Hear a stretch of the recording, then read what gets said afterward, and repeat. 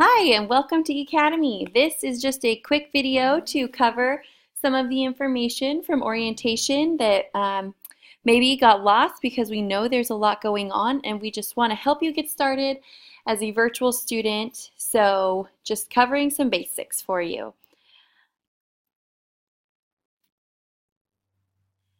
Some things that you should know about attending eCademy. eCademy is a virtual school and you've chosen to come work with us, so we expect that you have internet.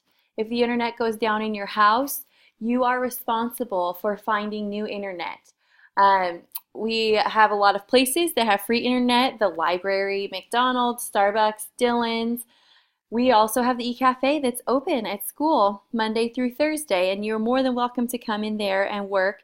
Not only is that a great place to get free internet, it's also a place where your teachers and your peers are, so you might be able to make some friends. But just know that if your internet goes out, that is not a reason for you to not do school, because this was a choice you made to come attend virtual school. If you're going out of town and you're going to take a few days off of school, that's fine. You probably joined eCademy because you want the flexibility of doing school according to a more flexible schedule. It is up to you to get caught back up or work ahead. Deadlines and due dates don't change because your schedule changed. So make sure you're paying attention to your calendar and any permanent zero deadlines, because those do not change just because your schedule changed. So make sure you are adjusting your work schedule according to due dates. One thing that you guys should know that's really cool about eCademy is because we don't have required hours that you have to come in and fill a seat like being in a classroom. Once you're done with a class, you're done with a class.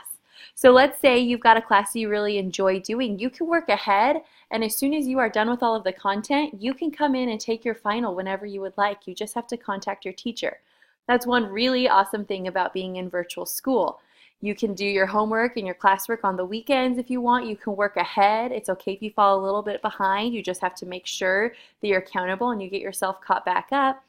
And you can finish early. We've had kids come in and take all their finals and be done in April. So that's totally up to you. If you need to contact a teacher, the best way to contact your teacher is via email. All of your teachers have Gmail accounts, and we ask that you use your school Gmail account as well when contacting us. It helps us just to make sure we know who we're talking to, and it's the fastest way for us to communicate with you. Most of your teachers have their Gmail on their phones, so we do check them in the evenings and on the weekends. Please know that your teachers do have 24 hours to respond to your email. So if you have something that's really urgent for you and you email a teacher, they might not see your email right away. We know you guys kind of work different schedules than we do, so sometimes emails come in at 10 o'clock at night and your teachers might not be checking their email, but they will get back to you as fast as they can. So just keep in mind that we do have 24 hours during school, so if you email on Friday night, your teacher does have until Monday night to get back to you. Generally, they always get back faster than that, but just keep that in mind when you're emailing us asking for some sort of help.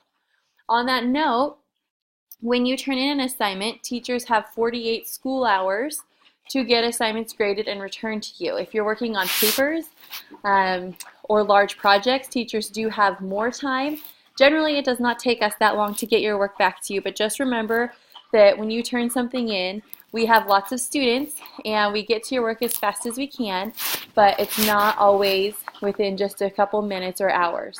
So keep that in mind when you're waiting for assignments to be graded or when we get close to permanent zero deadlines. Some classes have permanent zeros, and those are to help keep you on track and make sure you're being successful. Like in English classes, when there are big papers and projects, we tend to put in some permanent zero deadlines just to help keep you on track and make sure that even if something is holding you up, permanent zeros go in and then you're just going to move forward. So check your classes. If your teachers do have permanent zeros, those deadlines are going to be posted clearly in your classes.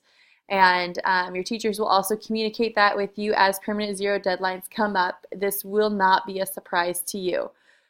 But just remember, permanent zero means permanent zero. So once that deadline passes, you can't go back and redo that work. So just make sure, again, it's okay if you take a day or two off, but it's up to you to make sure you're meeting all the deadlines for eCademy. And even though eCademy is a virtual school, your teachers are, almost all of them, come into eCademy and you can come in and meet with them. This is the eCafe. It is open Monday through Thursday from 9 a.m. to 2 p.m. There's also Monday evening hours from 4 p.m. to 7 p.m. There are always teachers available when the eCafe is open, and you will have peers who are in the eCafe. So sometimes virtual school gets a little bit lonely because you're home and you might be home alone all day, every day. If you want to come into the eCafe, it's a quiet-ish environment where you can not only meet your teachers, but you can also interact with some of your peers and get some work done as well. So we would love for you to come in and visit at the eCafe and get some work done. And again, if you have questions, it's a great place to come in and get your questions answered because your teachers are more than happy to help you out. Your teachers do have remote days, so if there's a specific teacher that you need to see, make sure you email them before you come in to ensure that they are going to be there the day you're planning on coming in. Also, once you're in the eCafe to meet with a teacher, send them an email and let them know that you are here. One thing about virtual school is that we don't get to see you guys every day, so we don't always know who you are. So when you come into the eCafe and you want to meet with a teacher, make sure you get your computer logged on and then send your teacher an email and say, hey, I'm here in the eCafe and I'm ready to meet with you. When you get a minute, can you come on over? That way we know you're here and we can come meet with you. Sometimes we have kids come in and they say, I sat there for 3 hours and you never came to see me. Well, we might not have known you were there. It's not that we're avoiding you. It's just that we don't always know. So make sure when you're coming in, you check with your teachers, make sure they're going to be available, and then once you get to school, let your teacher know that you're there to meet with them because we do want to help you. We are here to help you, but we've got to know that you're there. And we know that you guys have completed the Learning as a Virtual Student class, but just to go over a few basics to reiterate in Connexus and kind of how Connexus works, this is your home screen when you log in. So you'll see here that there are announcements. These are important announcements. These tend to be things that we need as either a school for you to know or your teacher needs you to know for your class. So when you're wondering when are finals or state assessments or when's the eCafe open, your announcements over here are generally going to have that information. There's also this header that we will post, really important information that comes up. Down here is your to-do list. And while this is a useful tool at times, be careful because sometimes your to-do list doesn't always match your calendar. So your teachers recommend that you go into a class and you work in this class just based on the order of assignments. Your teachers can see your activity and what you're doing in your classes, so when you have a check mark, that means your assignment has been completed. Teachers can see not only your check mark, but we can also see how long you spent on assignments and if you really did visit them. So make sure that if something goes awry in an assignment and you need help or you want a retry, when you ask your teacher, they might check your activity to make sure you actually read all of the notes before you took the quiz or that you spent more than 35 seconds on the quiz. So just know that everything you can see, your teachers can see as well. And it's not that we're trying to catch you or get you in trouble. It's that we're just trying to make sure that you are doing your part, and we want you to be successful virtual students, which means that we need to make sure that you are doing all the things that are your part. When you work from your to-do list, if you click on an assignment from your to-do list, it just takes you to the assignment. It does not take you to the lessons before it. So whenever you go to an assignment, make sure everything above that assignment has a check mark before you try to do the assignment. Otherwise, it's really confusing. So anything above an assignment is a lesson or an activity that you need to do in order to better understand the assignment. Make sure you do all lessons and activities before trying to complete your assignments. Another note about your home page, these are going to be all of your class tiles. Down below is kind of a news feed of sorts, so anytime a teacher grades something for you, comments on something, posts an announcement, it's going to show up down here as well. And when you click on the assignment, it's going to take you to your score.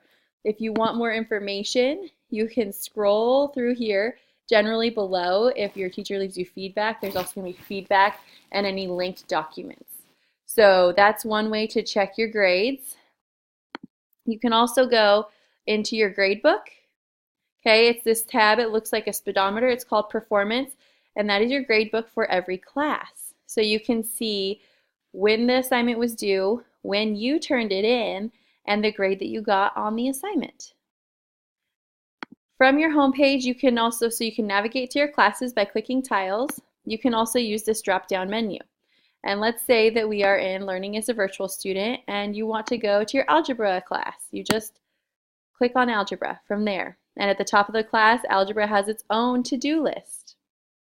But remember, if I just click on the quiz, it takes me right to the quiz. It doesn't take me to my notes, which I need to do. It doesn't take me to my representing data, which is the lesson. It also says you need to make sure that you view this item before you do the quiz. So make sure you do everything in the order that it's assigned, or your classes become very difficult.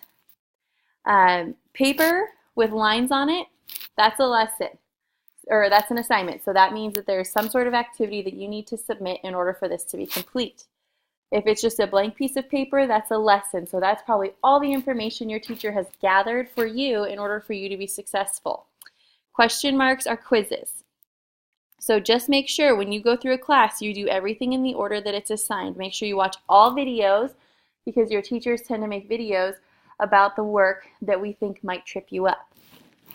Again, when you're in a class, if you want to check your grades, you just click on your grade book and it will show you all the information. Your activity is, you can see everything we can see. So your activity log will show you, okay, in this class so far I've spent 11 seconds.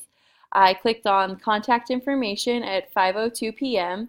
and then my screen isn't showing it, but over here it says duration and 11 seconds. Your teachers can see all of this as well. So just make sure that you are spending adequate amount of time completing lessons. And sometimes if your parents are checking on your grades and they want to see where your activity is, that's how you find it. You just go into your performance and you click on the activity tab. We also have what's called the what if calculator. I wouldn't recommend using this until the end of the semester, but you can type in projected scores, so scores you think you might get on assignments, and then hit recalculate and it will tell you your grade for the class. So let's say you get to the end of the semester and you're wondering if it's possible to pass the class. You can start adding in scores and recalculating your grade to see what you would need to earn in order to pass a class. This is a useful tool later on in the semester. A few more basics. The calendar here shows you all of your assignments. So any day that has a circle on it means you have an assignment due. So you can see at the beginning of the semester, there tend to be less circles, and as we go, there tend to be more. This will show you over on this side here, kind of a daily list of what you have due. It's really important to understand that just because something is due, like let's say you've got this comparing data sets, it's due on Monday. And you'll notice, hey, my algebra class, I don't have anything due on Friday. That means your algebra teacher thinks you need Friday to review the material, and you're probably going to need Friday and Monday to complete the assignment. So just because you might have days, in English classes especially, you might go like an assignment due on Monday and then an assignment due on Thursday or Friday. It's not because there's not enough work to cover every day. It's because you need to be working on that assignment for 3 or 4 days. So make sure you aren't just doing work on the day it's due, because you will feel very overwhelmed. Make sure you're working and checking things every single day, because your teachers are scheduling due dates based on how much time they think you need to complete an assignment. Think about being in the classroom.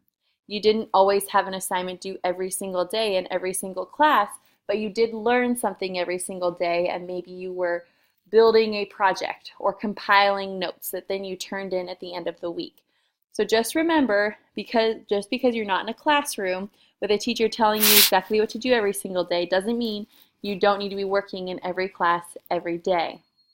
It's a good idea to spend 4 to 6 hours a day in Connexus working on lessons and assignments. That will make you very successful. If you think you're only going to work 2 or 3 days a week, it's going to get very hard and it is going to feel overwhelming. So if you can stay on track with your calendar from the very beginning, you will feel very good about your virtual school experience. And remember, your teachers are here to help you. We want to help you. We want you to be successful. So make sure you are emailing us, calling us, and coming in with questions so that we can help you be very successful. If you have any questions about any of the information covered in this video or in learning as a virtual student or just questions in general, feel free to reach out to any of your teachers or your tracking teacher, and they'd be happy to help you out. And remember, it's really nice if you get to come in and you get to see your teacher, because then sometimes you realize we're not just scary people from emails, because sometimes email is hard to interpret. And so if you want to come in and you want to chat with a teacher, just check with them and they'd be more than happy to work with you. We're excited about the new semester and we wish you the best of luck.